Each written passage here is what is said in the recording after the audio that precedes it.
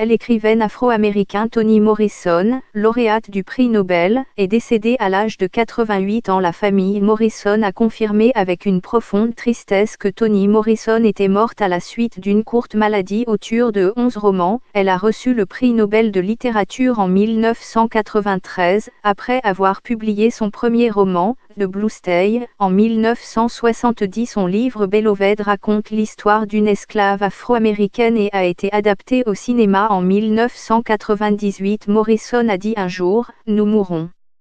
C'est peut-être le sens de la vie. Mais on parle le langage.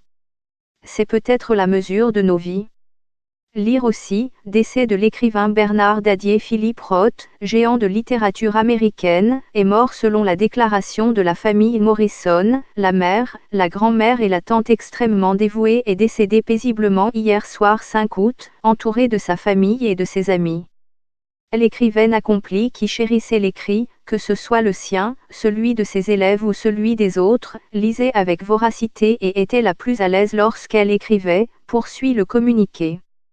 Bien que son décès représente une perte énorme, nous lui sommes reconnaissants d'avoir eu une vie longue et bien vécue.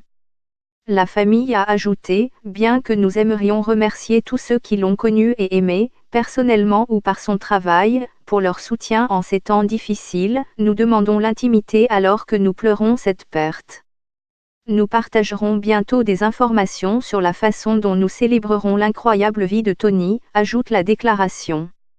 Alexievitch, prix Nobel de littérature. Bob Dylan, prix Nobel de littérature. Son éditeur, Robert Gottlieb, des éditions Knopf, a déclaré « C'était une grande femme et un grand écrivain, et je ne sais pas ce qui me manquera le plus. » Et Sonny Mehta, le président de Knopf, a dit « Je pense à peu d'écrivains en lettres américaines qui ont écrit avec plus d'humanité ou avec plus d'amour pour la langue que Toni.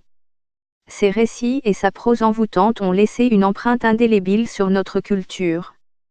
Ses romans commandent et exigent notre attention.